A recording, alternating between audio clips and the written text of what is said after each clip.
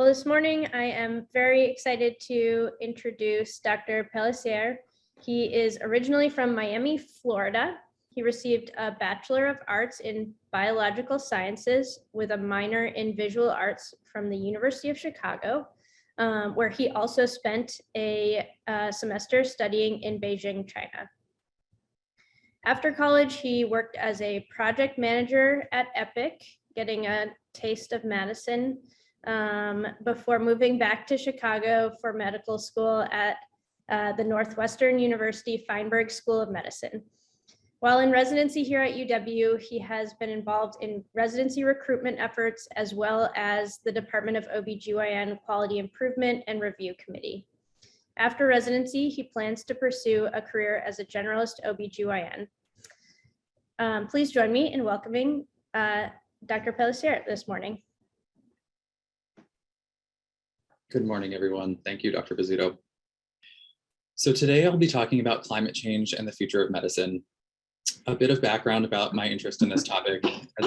As a first-year medical student, I once went to a lunchtime lecture on the intersection of climate change and health, and I found that topic to be extremely eye-opening, so much so that some of the things that I learned still stick with me 7 or 8 years later.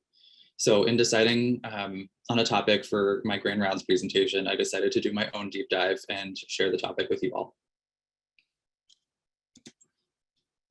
Neither I nor the planning committee have any relevant financial disclosures.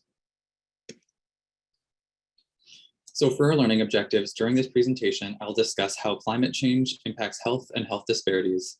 In doing so, we'll see how climate change may affect clinical practice and healthcare delivery. And lastly, we'll discuss the role of the healthcare provider as an advocate in the fight against climate change, both within healthcare systems and beyond. So big picture, what is climate change? The burning of fossil fuels, including coal, natural gas, and oil, for example, and other human activities and industries such as agriculture, mining, and forestry have increased the emission of greenhouse gases, namely carbon dioxide, methane, and nitrogen dioxide, which trap heat in the Earth's atmosphere. As a result, average and extreme temperatures are rising, sea levels are rising, oceans are becoming more acidic, and extreme weather events such as heat waves, hurricanes, droughts, floods, and forest fires are becoming more common and more dangerous. What does this mean for Wisconsin? According to the Environmental Protection Agency, or EPA, in the past century, most of the state has warmed about 2 degrees Fahrenheit. In the next century, we can expect to see an increased risk of flooding owing to an increase in average annual rainfall, spring rainfall, and thunderstorm severity. Warmer winters will increase the frequency of algal blooms in our lakes, threatening the safety of our water supplies and recreational areas. Winters will be warmer and shorter, increasing the length of our tick and allergy seasons. Higher temperatures could also threaten our multi-billion-dollar dairy industry, as cows eat less and produce less milk under higher temperatures. Higher temperatures and increased atmospheric carbon dioxide are also likely to increase soybean and wheat yields while decreasing yields of corn, and our agricultural output is likely to shift as a result. More specific to Madison, the University of Maryland Center for Environmental Sciences developed this really neat program that anyone can access online, which includes climate projections for 540 cities across the US in 2080.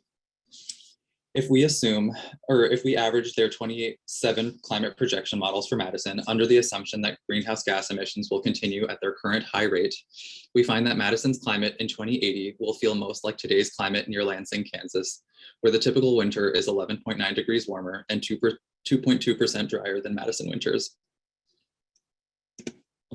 Alternatively, if we assume that efforts at reduction of greenhouse gas emissions are successful and that emissions peak mid-century and then decrease thereafter, the average of these 27 models suggests that Madison's climate in 2080 will be most like today's climate near Rantoul, Illinois, where summers are 3.3 degrees warmer and 1.6% wetter than Madison summers. I strongly encourage anyone who's interested to spend some time playing around with this program and the different maps and levels of detail you can select from, because I think it's really interesting to see these concepts borne out visually. A 2018 report published in The Lancet declared climate change the biggest global health threat of the 21st century. Several years later, the world looks a little bit different, but the concept remains the same. So how does exactly climate change impact health? As we see here, the environmental impacts of climate change affect a number of health exposures, which then impact a wide variety of health outcomes. In the coming slides, we'll discuss some of the data showing how climate change may impact the prevalence or severity of these health outcomes and what that means for us as clinicians. As I mentioned earlier, one of the most frequently discussed effects of climate change is rising temperatures. In the coming years, we are likely to see not only increasing average temperatures, but also increasing temperature extremes, notably in the form of heat waves, which are becoming more frequent and lasting longer. It is important for us to be knowledgeable about the signs and symptoms of certain heat-related conditions, such as heat exhaustion and heat stroke, in addition to their immediate management, as the frequency with which patients seeking care increases. When considering those at greatest risk of heat-related morbidity, we have to think about those who are more vulnerable to extreme heat, like infants, pregnant women, and the elderly, as well as those who have greater exposure to extreme heat, like athletes, those who work outdoors, construction workers, for example, and those without access to air conditioning. Heat can also promote dehydration and exacerbate a number of chronic diseases, including asthma, COPD, heart failure, and diabetes. For obstetric populations, heat is a known teratogen, and pregnant women are often counseled to abstain from hot tub and sauna use. Not surprisingly, there have been a number of case control studies published in recent years, drawing associations between maternal ambient heat exposure in the first trimester with increased risk of congenital anomalies like congenital heart defects and cataracts. Maternal heat exposure has also been associated with increased risk of low birth weight infants and preterm birth. A recent retrospective cohort study published in the Journal of Pediatric and Perinatal Epidemiology examined close to 200,000 births between 2007 and 2011 in Harris County, Texas, which includes Houston, and found that the preterm birth rate was 15% higher following extremely hot days, with even stronger associations for extremely preterm birth infants before 28 weeks and in economically disadvantaged neighborhoods, suggesting that climate change may worsen existing disparities in preterm birth rates. As heat waves become more frequent and more severe, the importance of a thorough social and occupational history, heat counseling, heat action plans, and anticipatory guidance will become increasingly important. We also need to think especially closely about the interaction between heat and the medications we prescribe. For example, labetalol, a commonly prescribed blood pressure medication in the peripartum period, slows the heart rate and affects the heart's ability to circulate blood fast enough for effective heat exchange and may increase the risk of heat-related illness. Urban heat islands compound the dangerous effects of climate change in several ways. Man-made structures such as buildings, roads, and other infrastructure absorb and re-emit heat more than natural spaces such as green space and bodies of water, leading to what are known as urban heat islands, areas where these structures are more concentrated and green space is relatively limited that are hotter than the surrounding areas. Urban heat islands, which disproportionately affect communities of color, have a number of downstream effects. They lead to increased energy demand for air conditioning to cool buildings, which can in turn lead to brownouts and blackouts. Utility companies may use fossil fuels to meet this energy demand, which can lead to increased air pollution and greenhouse gas emissions. And higher temperatures can heat stormwater runoff, which can then drain into nearby bodies of water and potentially harm those aquatic ecosystems. The effects of urban heat islands can be mitigated by increasing adoption of green infrastructure and green roofs, as well as land conservation efforts to increase the presence of vegetation and green space in spaces where land is limited. Climate change can affect air quality and lead to respiratory compromise in several ways. Multiple cross-sectional and longitudinal studies have shown that exposure to air pollution in childhood and adolescence can lead to impaired lung development and asthma in people of all ages. And several studies have found that the effect of air pollution on respiratory morbidity in children with asthma seems to be modified by socioeconomic status, with children of low socioeconomic status at increased risk of ED visits and hospitalizations secondary to asthma. Here again, we see the potential for climate change to worsen existing health disparities. Air pollution is known to cause oxidative stress and inflammation, which can worsen a number of cardiovascular and respiratory conditions and increase infection risk. In preparing for this talk, I came across several interesting papers regarding air quality that I wanted to highlight here. One nationwide cross-sectional study using county-level data early on in the pandemic found that increased long-term exposure to fine particulate matter, which are fine inhalable air pollutants that measure less than 2.5 microns in diameter, was associated with increased mortality from COVID-19 infection, even after adjusting for multiple confounding factors. In the field of obstetrics and gynecology, several papers have been published recently illustrating a possible link between air quality and increased risk of fetal anomalies. For example, one retrospective cohort study examining almost 850,000 births in California between 2007 and 2010 found that maternal wildfire exposure within 30 days of conception was associated with more than 2 times higher risk of fetal gastroschisis, and a 28% increased risk was demonstrated with first trimester exposure. Second and third trimester exposures were not associated with increased risk. A link between air pollution and infertility has also been drawn in multiple studies, with findings that increased exposure to fine particulate matter was associated with reduced fecundability or chances of conceiving pregnancy in a given cycle. All this to say that the quality of the air we breathe is as crucial to our well-being, the well-being of our lungs, as it is to the rest of our bodies, and the impact of air pollution from greenhouse gas emissions and exposure to wildfire smoke can be widespread and devastating. As I touched on earlier, shorter and warmer winters lead to longer allergy seasons. This map, which illustrates the number of days added to the ragweed pollen season between 1995 and 2009 for a handful of cities, shows us that this effect becomes even more pronounced at higher latitudes. Not only that, but research has also shown that when grown under higher carbon dioxide concentrations, ragweed plants have higher pollen output, meaning that allergy seasons are likely to become longer and more intense. Similarly, shorter, milder winters are likely to lead to northward extension of the range of Ixodes scapularis ticks, the vector which carries the bacterium causing Lyme disease, which is the most prevalent vector-borne disease in the US, and infections are likely to occur earlier and later in the season. The range of Aedes mosquitoes is likely to extend northward with increasing temperatures as well, increasing the incidence of dengue, chikungunya, and Zika virus in certain parts of the US. Heavy rainfall and flooding can also lead to an increase in the incidence of a number of waterborne illnesses secondary to human and animal waste and agricultural runoff, including fertilizers contaminating drinking water sources, recreational waters, and the fish we eat.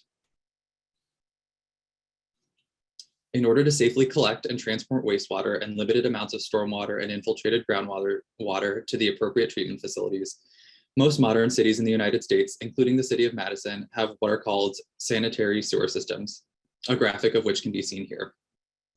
In these systems, wastewater and rainwater runoff are kept separate, allowing wastewater to be collected and transported to sewage treatment plants, and rainwater runoff to be collected and diverted to nearby bodies of water.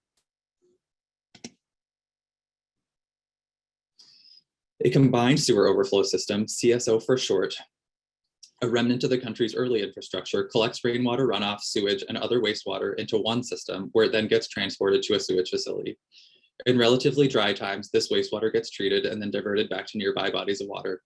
Occasionally, in wetter times, for example, after a heavy rainfall or snowmelt, the system reaches capacity and outflow pipes drain untreated or partially treated wastewater into local bodies of water to prevent sewage from backing up into people's homes or onto the streets, for example. According to the EPA, there are nearly 860 CSO communities in the United States today, serving a population of about 40 million people. Most are located in the Northeast and Great Lakes region, particularly in Indiana, Michigan, New York, Ohio, and Pennsylvania. Wisconsin has 2 communities that operate CSOs, located in Superior and Milwaukee. More specifically, downtown Milwaukee and Shorewood are served in part by combined sewers. The number of overflow events per year in this system is typically fewer than 10, and water at nearby public beaches and recreational areas is regularly sampled to evaluate its quality. However, with increasing rainfall and flooding events, these overflow events could become more frequent in the future, threatening both human health and recreation nearby. For those of you familiar with the Milwaukee area, I thought I'd share a list of the local bodies of water into which their CSO system drains during these outflow events.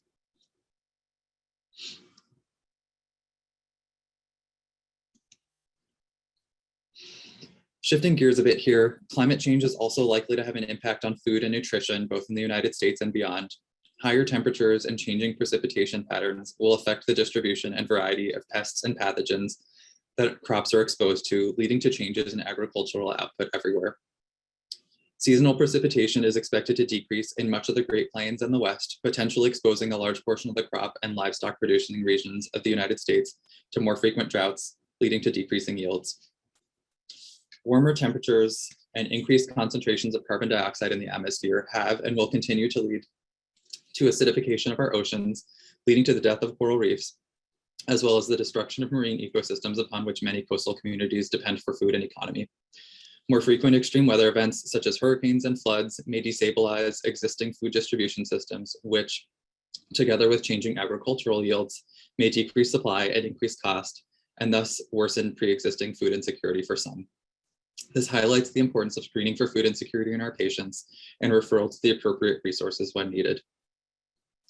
Increasing carbon dioxide concentrations have also been shown to decrease certain macro and micronutrients in crops, iron, zinc, and protein, for example, highlighting the importance of a dietary history, as many populations around the world consume largely plant-based diets. Rice and wheat, which make up a large component of dietary protein intake for many populations around the world, are two crops that are particularly susceptible to decreasing protein content when grown under elevated carbon dioxide concentrations. Here we see a map of the world with country-specific estimates of percentage of population at risk of protein deficiency secondary to carbon dioxide emissions in 2050.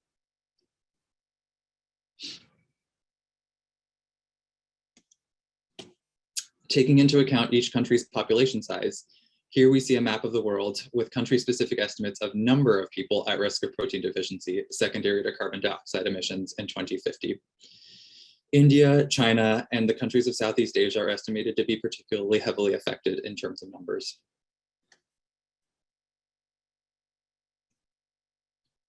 Shifting gears yet again, more extreme weather events means greater risk of direct injury from these events.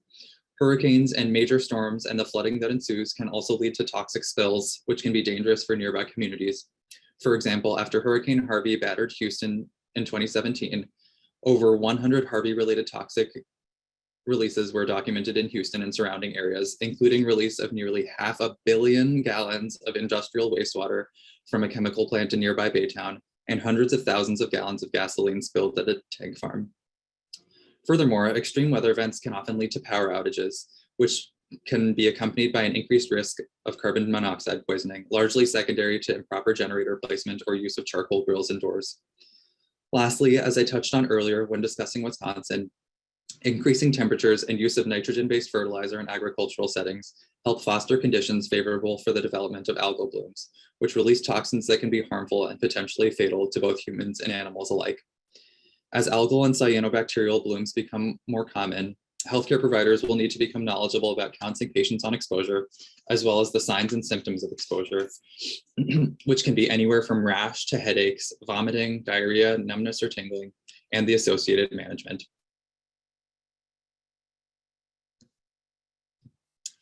And finally, the impact of climate change on mental health cannot be overstated. Climate change and the extreme weather events that come with it can disrupt routines and increase exposure to many risk factors for poor mental health outcomes, including chronic stress, financial insecurity, food insecurity, and feelings of trauma. There's also a growing body of literature which shows an association between ambient heat and suicide risk in adults. It is estimated that approximately 318 million people across the globe experienced displacement at some point between 2008 and 2020 as a result of extreme weather and other natural disasters.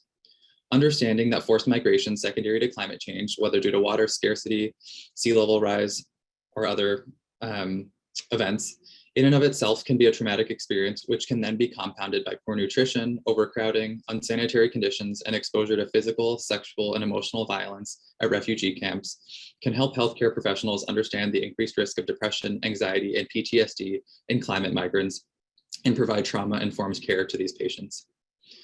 In preparing for this presentation, I also came across an interesting term, eco-anxiety, that I wanted to share with you all because it was new to me. The American Psychology Association describes eco-anxiety as the chronic fear of environmental cataclysm that comes from observing the seemingly irrevocable impact of climate change and the associated concern for one's future and that of next generations. So what we're seeing here is that not only do the repercussions of climate change affect mental health, but the thought of those repercussions is also beginning to affect our mental health as well. So where do we go from here? What can we do as individuals and as healthcare providers? The response to climate change involves a two-pronged approach centered around mitigation and adaptation. I think this Venn diagram sums it up nicely. Mitigation aims to reduce the causes of climate change, namely by cutting down greenhouse emissions. This can involve adoption of more energy efficient technology, sustainable transportation, renewable energy, and industrial process improvements, to name a few. Adaptation, on the other hand, involves modifying our decisions, activities, and ways of thinking to adjust to a changing climate, to increase our ability to thrive under different conditions, and to build resilience to those changes and extreme weather events that do occur. Examples of adaptation may include protection of green spaces, flood protection, and changes to infrastructure and building design. Energy conservation and adoption of green energy fall into both of these categories. Both mitigation and adaptation are necessary for climate change policy. Action against climate change begins with our personal behaviors. We can make everyday choices that minimize our carbon footprints, such as purchasing LED lights, which use a fraction of the energy that traditional lights do and last much longer. We can also opt into the Madison Gas and Electric Green Power Tomorrow program, which provides energy to homes and businesses from renewable energy sources, or we can shop local, just to name a few. The potential impact for affecting change within healthcare systems is much greater, though. The US healthcare system is responsible for approximately 10% of the greenhouse gas emissions of the United States as a whole. This means that if the US healthcare system were a country, it would rank number 13 in the world for greenhouse gas emissions, ahead of the United Kingdom. To put that on a scale that may be more familiar, greenhouse gas emissions from the United States healthcare system are estimated to be responsible for 405,000 disability-adjusted life years annually, which is a number comparable to that of medical error. Widespread efforts to improve efficiency and reduce waste are needed in order to decrease the size of our healthcare system's disproportionately large carbon footprint. Dr. Larson gave her grand rounds presentation last year on reducing waste in healthcare, and I encourage you to revisit that recording for more information on how to do just that. We can also take part in adaptation, for example, in advocating for improved climate resiliency of our facilities, like improved protection from high winds or flooding, promoting disaster preparedness in the form of drills and disaster plans and emergency response systems, and in advocating for continued training and education so that our healthcare providers may be able to address the health effects of climate change. My Green Doctor is a free practice management resource centered on environmental sustainability and climate change. In addition to information about how to run a more green practice, they also have a variety of patient-facing materials like waiting room brochures and posters on topics ranging from safe medication to disposal to wise up appliance use to sun safety, including some in foreign languages like Spanish and Chinese. I want to give a quick shout out to the UW Health Sustainability Office, which is committed to a number of goals seen here, such as reducing single-use disposable items, reducing food waste, and safe chemical disposal. For their sustainability efforts, UW Health has won several national awards in the last few years, including for reducing the environmental impact in the surgical setting. The body of literature on the relationship between climate change and health has been growing in recent years, but there is still work to be done. This is a map of the world weighted to show where the greatest proportion of research on relationships between climate change and health is carried out relative to population size. It comes from a 2016 study investigating papers that examine the links between climate change and health between 1990 and 2014, which found that during that time, the number of publications increased exponentially, particularly beginning after 2006. However, as you can see, approximately 2/3 of all published studies focused on climate change and health in Europe, North America, Australia, and New Zealand, with significant underrepresentation of Asia and Africa, areas which may be hardest hit by climate change. We can play an important role in climate action even outside healthcare and academia. While it may not necessarily seem like it, depending on the news you watch lately, healthcare professionals, including nurses, doctors, and pharmacists, were rated the most trustworthy professionals by a Gallup poll in 2018, which uniquely positions us to become champions in the fight against climate change. There are a number of ways to use our trusted positions as healthcare providers to get involved in advocacy and policymaking, including communicating with legislators, testifying in support of bills that promote mitigation or adaptation, and communicating with media, potentially in the form of writing op-eds or letters to the editor. Dr. Buttigieg gave an excellent grand rounds presentation last year on how to get involved with advocacy, so I won't belabor the point here, and I would encourage you to go back and watch that recording if you're interested. Examples of potential policies grounded in the principles of mitigation and adaptation include prioritizing renewable energy over fossil fuels, establishing or strengthening requirements for energy efficiency, preventing utility shutoffs in times of extreme heat or extreme cold, promoting the development of green infrastructure, preserving urban green spaces, ensuring that renewable energy is financially accessible to all, and increased planning and funding for active transportation like bicycling and walking. This list is by no means exhaustive, but some organizations that facilitate climate change advocacy opportunities for healthcare providers include the US Climate and Health Alliance, Medical Society Consortium on Climate and Health, Physicians for Social Responsibility, Climate for Health, and Healthcare Without Harm. In a recent interview with KQED, a Bay Area public radio station, Dr. Ashley McClure, co-founder of Climate Health Now, which is a group of California healthcare professionals advocating for action against climate change, said that when colleagues say to her, "This isn't our lane, why should we get involved?" her response is this: "Climate change is not exactly in most of our lanes, but it's also going to determine the outcome of all of our lanes. So we have to all expand our lanes." Thank you. These are my references. I'd like to thank Dr. Rice, Dr. Hartenbach, and Dr. Spencer for bringing me into this program and providing leadership and support over the last 4 years. I'd like to thank my class, Alexa, Ushma, John, Vienna, Matt, and Jordan. And I'd like to thank, lastly, my family, who I know are on here watching from home in Miami and Boston. I'd be happy to take any questions.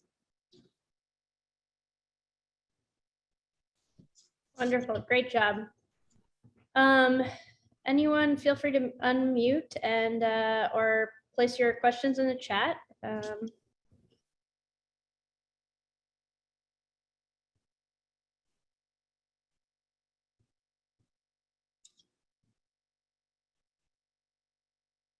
Daniel, thank you so much for such an informative presentation. I was wondering if in your research you came across any current policies or bills or any like legislative action that's happening either here in Wisconsin, Madison, or nationally that we could get involved in or learn more about?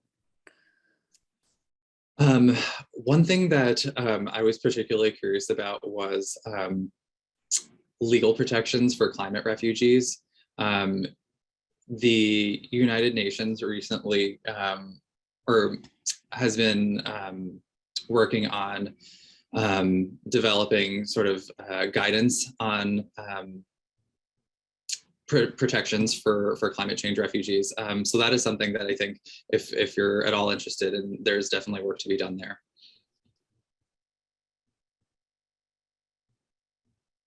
Great.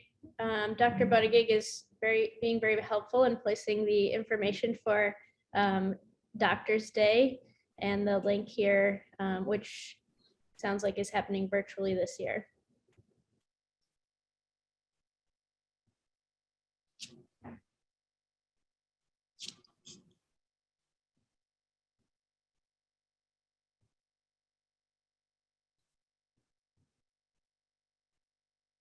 Daniel, where do you think efforts, as OBGYNs would be best placed in some of these kind of, wide-ranging effects that climate change can have here? I think where we can be most potentially impactful is in the reduction of healthcare's carbon footprint. As Dr. Larson touched on last year, there is an incredible amount of waste that comes out of our operating rooms. So efforts at waste reduction, I think, could be very impactful. But it's not just about waste. Improving efficiency, even increasing access to telemedicine both improves patient care, secondary to increasing access, but also you have potentially fewer cars on the road with fewer people driving to and from their medical appointments when those visits could be potentially performed electronically. So there are a number of ways that we can reduce healthcare's carbon footprint, but I think that's where we could potentially be the most impactful. I like that. I like the idea of telemedicine being a part of that. We're getting lots of positive comments here in the chat. Anyone with any last questions here, or we'll wrap up? This is Dr. Williams. I wanted to thank Daniel for raising awareness of this issue because it is not something that we talk about a lot. And certainly you've enlightened me to think about sort of the impact that all of these changes will have in our professional sphere. And so I think that's really important. So thank you for this very enlightening talk. Thank you. Yes, agreed.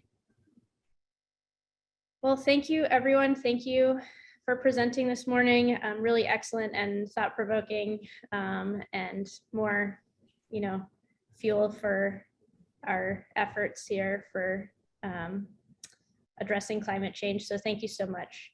And thank you, everyone, for joining. Have a great day.